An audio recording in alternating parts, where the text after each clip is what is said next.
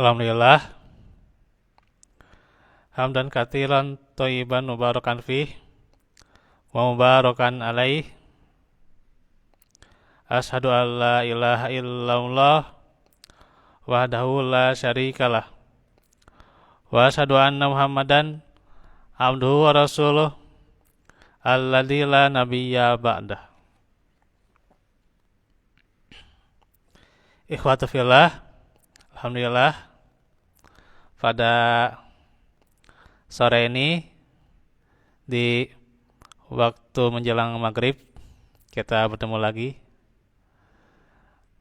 dan saat ini hujan sudah kembali lagi di dalam musim yang dingin.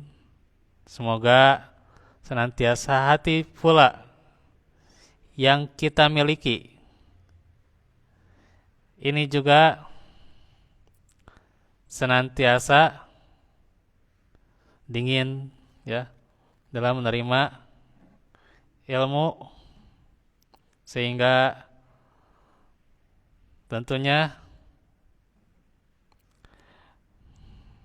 senantiasa bersikap dengan sesuai ilmu. Ikhwatu fillah, melanjutkan pelajaran dari surah Nabi Nuh atau surah Nuh, surah ke-71. Insyaallah kita akan selesaikan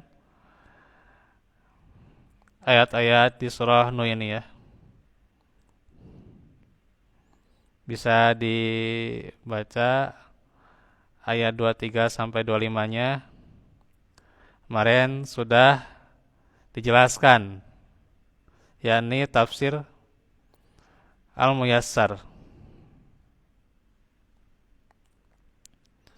Yang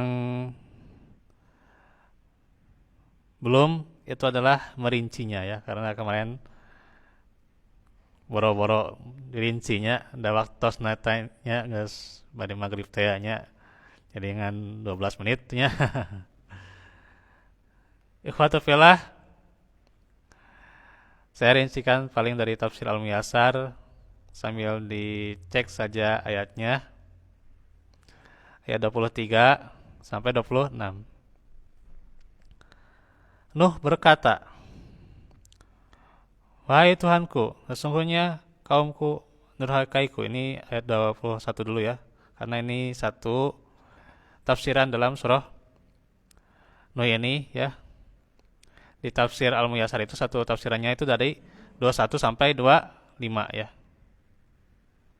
Jadi sudah durhakaiku ya, asawni wattaba'u ya. Dan mendurhakaiku atau mengikuti dan mendustakanku ya, mengikuti yang dimana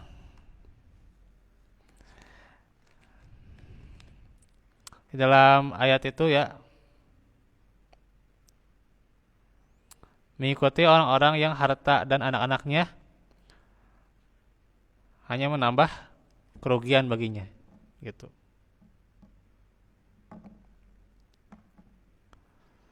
Mendustakan dengan sangat ya, yakni orang-orang lemah dari mereka mengikuti pemimpin-pemimpin yang sesat, yang harta dan anak-anak mereka hanya menambah kesesatan bagi mereka di dunia dan hukuman di akhirat.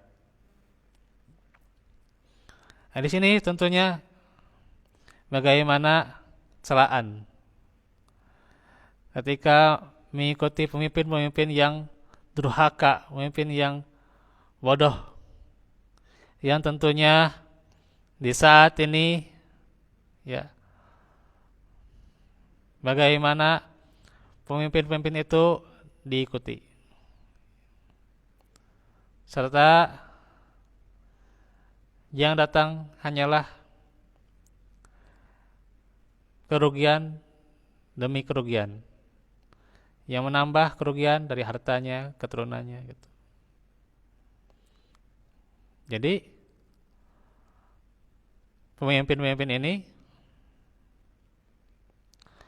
bisa jadi konglomerat, bangsawan, kaya, gitu ya. Akan tapi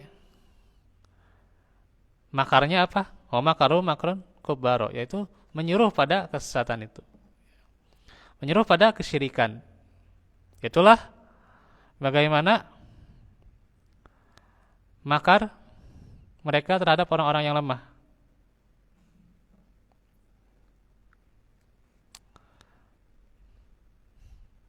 Mungkin dijamin juga hartanya, ya, serta mereka memiliki keturunan-keturunan. Akan tetapi, disinilah bahwa dikatakan mendapat kerugian itu, ya, kerugian itu adalah kerugian dunia akhirat.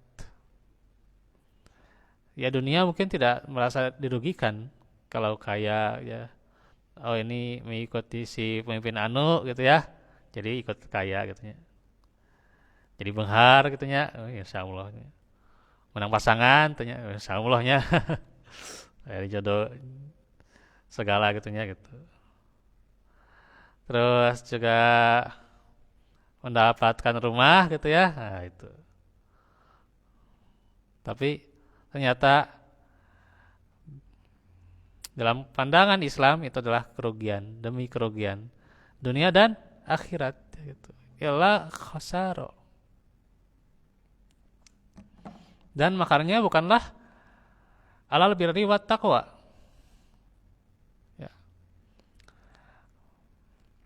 Bukan makar mengajak rencana pada kebaikan dan ketakwaan, tapi justru alal ismi wal udwan, pada dosa dan permusuhan. Ya. Nah itu 21 22 ya.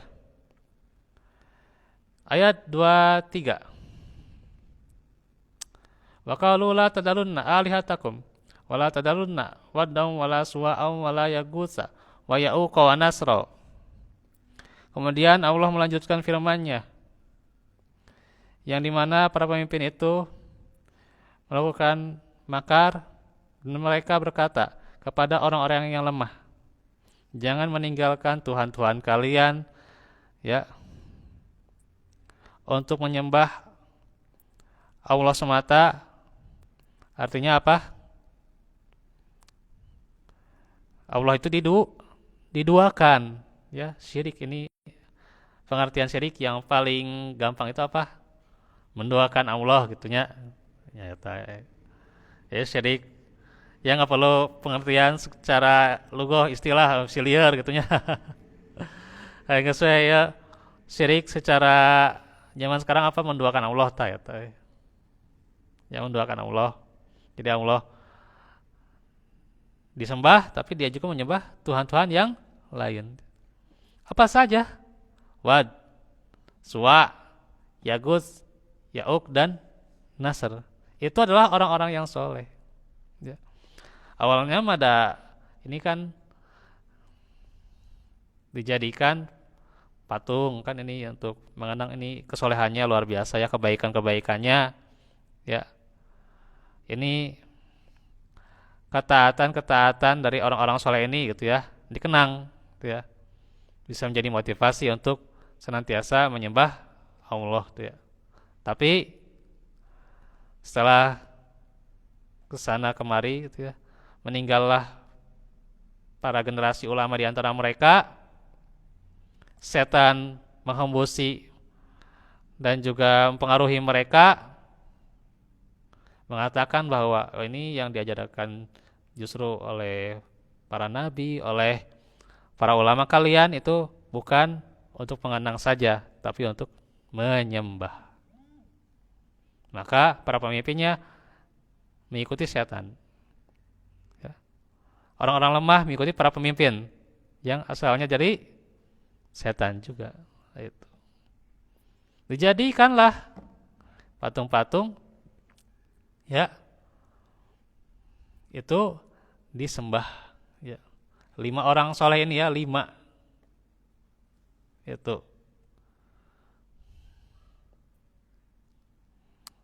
Karenanya ada ini beda pendapat sih sebenarnya ya. Kalau mau dikaji mungkin lebih dalamnya ya di kitab-kitab akidah, kitab tauhid dan sebagainya. Terlarangnya gitu ya, gambar-gambar dan patung-patung yang bernyawa. Jadi ini beda pendapat ya gitu. Ya sebagian tidak dijadikan sembahan, tentunya. Dijadikan sembahan sehingga ya boleh-boleh saja gitu ya. Kalau hanya gambar-gambar atau foto-foto ya gitu. Bahkan dipajang ya gitu. Ya sebagian tidak bisa, itu haram karena bisa mengantarkan pada kesyirikan itu ya. Nah itu. Nah, itu beda pendapat ya, silahkan tuh ya, kita bisa kalau mau nanti mengkaji lebih dalam. Udah pernah mungkin ya, pernah disampaikan di sini juga itu ya. Dan mungkin megang pendapat yang mana ya itu bisa dikaji lah gitu ya. Yang jelas bahwa kesyirikan itu kembali lagi pada niat dan tujuan, orientasinya itu apa itu ya. Ya berhala itu kan di zaman dulu kan ya berhala gambar-gambar patung-patung. Sekarang saja kan banyaklah berhala-berhala itu ya. Bahkan berhala itu bisa jadi dari kita sendiri gitu ya. Emang ada? Ya ada.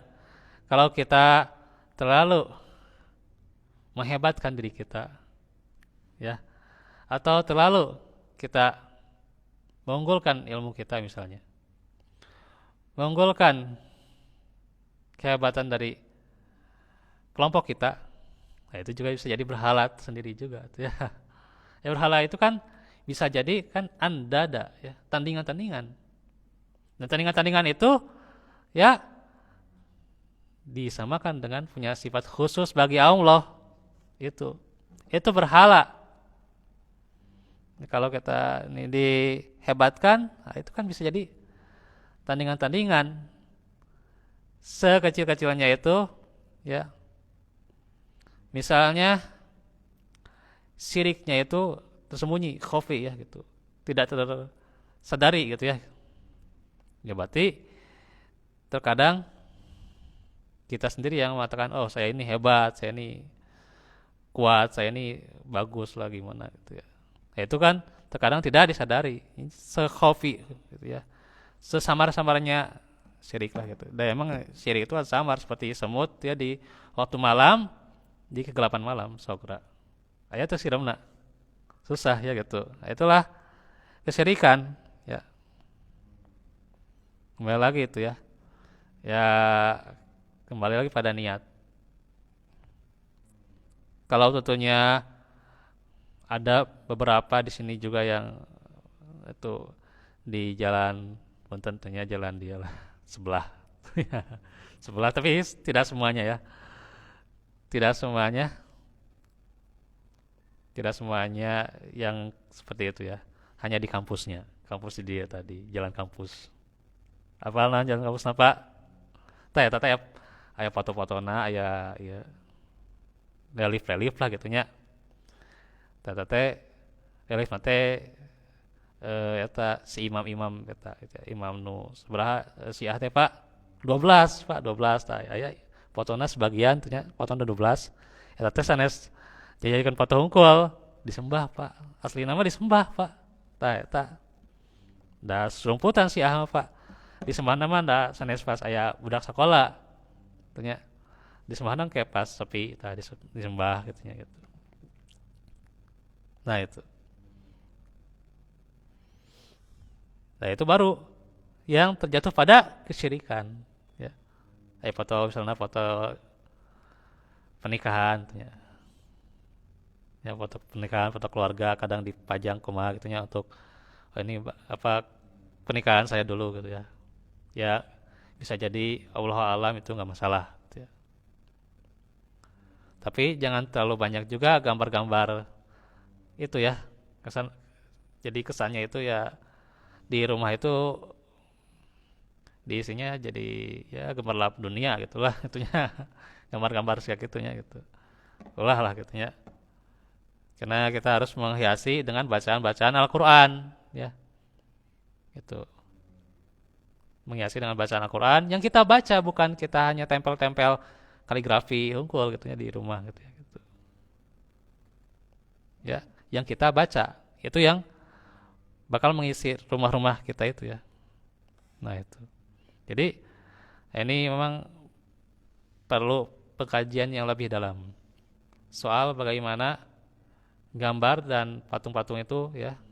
Kalau patung sih udah ada kecenderungan ya, kadang bisa disembah gitu ya. Kalau gambar ya seperti gambar keluarga, gambar apa itu ya. Asal jangan terlalu banyak lah gitu. Ya nggak masalah gitu ya insya Allah.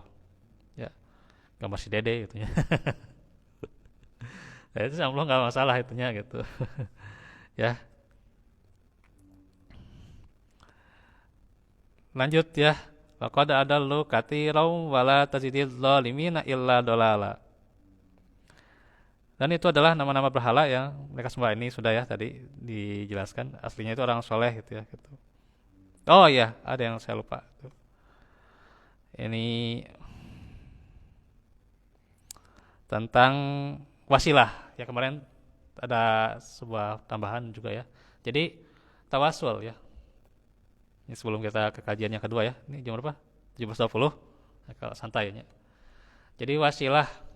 Wasilah itu tawasul ya. Jadi kan ada ayatnya di surah Al-Maidah ayat 35 ya. Ya ayyuhalladzina amanu taqullaha wabtagu ilahil wasilah. Jadi bertakwalah kepada Allah, terus carilah wasilah. Untuk apa? Untuk apa ya? Wasilah ini nanti kalau mau dikaji lebih dalam ya, bisa untuk ya diantaranya berdoa supaya lebih dijabah gitu ya. Jadi ini sebuah tambahan lah gitulah. Tambahan. Orang kalaupun misalnya tanpa perantara ini, tanpa wasilah ini, tapi dia adalah orang yang soleh, orang yang katakanlah amanu wa kanu yattaqun ya gitu. Maka status keimanannya itu bisa menjadikan dia soleh, insya Allah gitu ya. Insya Allah bisa diijabah. Tapi dengan misalnya wasilah ini bisa menjadi tambahan atau bantuan, ya, perantara lah gitu. Tapi bukan yang disembah juga, bukan. Apa saja yang diperbolehkan? Di antaranya kalau wasilah itu adalah wasilah dengan ketaatan, dengan amal soleh ya. Ada orang yang 3 orang itu ya, dia itu ada yang kesolehannya atau kebaktiannya pada orang tua ya. Nah itu kebaikan pada orang tua ya, di antaranya. Terus juga ada yang dia sering sholat malam ya, tak terlewat sholat malam. Terus dia ada yang menolong hewan kelaparan ya, hewan kelaparan itu ditolong ya, sehingga si guanya itu terbuka batu itu ya. Nah itu bisa dibaca tuh ya di hadis-hadis, walaupun ya ada beberapa riwayat ya. Nah itu apa? Melalui kesolehan ya, kebaikan. Itu yang pertama. Yang kedua melalui Asmaul Husna, dengan nama-nama Allah, dengan Ismul Azam. Silahkan tuh ya. Ya Allah yang Maha Kaya, berikanlah kepada saya kelapangan harta ya. Tong kekayaannya, kekayaan mah banyak orang yang gak lulus dengan kekayaan. Ya nggak apa-apa kalau dia dermawan mahnya itu dan tentunya. Gitu. Sok mangga gitu. Ya Allah yang Maha Pemberi hidayah, berikanlah saya taufik untuk saya lulus hijrah. Itu mah saya pisantai doanya. berikan saya keistiqomahan. Masya Allah ya. Nah, itu boleh-boleh saja tentunya tawasulnya seperti itu. Terus boleh kepada orang yang soleh, tapi catatan yang masih hidup, ya, yang masih hidupnya. Sehingga contoh para sahabat dikala saat itu kemarau panjang minta kepada Al-Abbas supaya mendoa kepada Allah, ya. Kemudian berdoanya apa isinya? Supaya diturunkan hujan. Itu boleh-boleh saja kalau kepada orang-orang yang soleh, catatan masih hidup. Dan catatan yang kedua apa? Yang terbukti kesolehannya gitunya. Antong nu bergajul, gitunya, nu aneh-aneh gitunya. Nu ya orang soleh teh cenah bisa bicara dengan semut, gitunya. Bisa bicara dengan malaikat maut, punya kontrak dengan malaikat maut. Oh ya zubil eta. Cing ninggal orang soleh dikit tuh gitunya. Cenah saurna si eta oge teu terlancar baca Quran. Terlancar baca Quran, badak kalau baca Quran diserahkan lagi pada untuk santrina ya, ulama terdekatnya gitu ya gitu. Si eta tehnya gitu. Nah, eta teh orang yang berhak dijadikan wali ya tidak begitu ya gitu. Nah, itu kadenya. Ada kata yang lain itu ya, itu dia juga mengaku nabi, itu wali azubillah. Masya Allah. Harus hati-hati ini ya. Harus benar-benar kesolehannya ya. Terus ya langsung aja kita, itu yang diperbolehkan ya. Yang tidak boleh adalah kepada orang yang soleh, kepada dia yang sudah mati ya, datang ke kuburan, bah kan kuburan tehnya doakan ya si teteh yang buka jodoh ya, doakannya gitu. Eta mah lain wasilah oge, eta mah naon Pak, naon curhat eta mah curhat ya, curhat bah ya doakan teh ka abah nu tos maot nya. Dah mal ngadangu gitu, mal ngadangu naon, jangankan ngadangu, tidak akan bisa mengijabah juga gitu ya, mal ngaruh gitunya, mal ngaruh ya. Tak kade pada orang soleh yang sudah meninggal ya, itu yang jadi kesirikan teh itu ya. Enak di bulan Suro ya, berobot teh non kotoran kebo ya. Kotoran kebo si Kiai Slamet nanti sanes jalmi gitu. Kiai Slamet non binatang gitu ya. Direbut kotoranna. Kiai Slamet cenah itu si badak Kiai Slamet tuh ya. Masya Allah eta kesirikan teh nya aneh-aneh wae tanya. Masya Allah. Nah itu ya. Nah itu nggak boleh tawasul seperti itu ya. Tawasul yang nantinya terjatuh pada kesyirikan ya. Kemudian di ayat apa 24 ya, kado kenapa lagi. Nanti di ini aja dibacakan aja nggak apa-apa lah. Waqalu la tadaruna udah ya. Laqad adallu katsira wala tajidid zalimina illa dolala. Kemudian Nuh berkata, wahai Tuhan kami, janganlah menambahkan kecuali kepada orang zalim itu apa? Apa? Kezaliman. Ya. Apa? Yani kesesatan. Kesesatan yang bisa jadi ditambah dan ditambah. Dan mereka sudah susah menerima kebenaran. Susah menerima kebenaran. Disebabkan apa? Dosa-dosa dan kekafiran mereka. Dosanya mereka dengan kesyirikannya, dengan makarnya pada dosa dan permusuhan tuh ya. Dan pelanggaran mereka ya, maka ditenggelamkan dengan banjir besar. Dan sudah mereka ditenggelamkan, mereka masuk nantinya di akhirat kemana?